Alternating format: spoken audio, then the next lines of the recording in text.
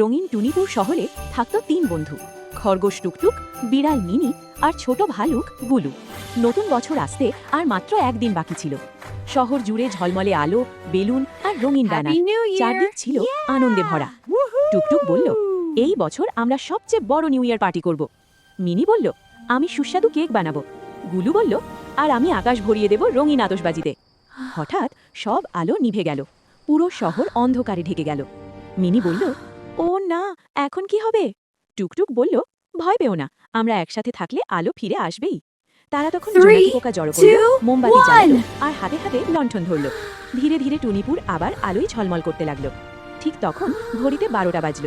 সবাই একসাথে বলল, হ্যাপি নিউ ইয়ার।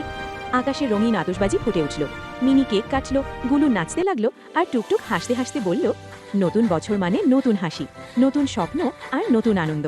সেই রাতে টুনিপুরে শুধু আলো নয়, ভালোবাসা আর বন্ধুত্ব আরও উজ্জ্বল হয়ে উঠল। Happy new year.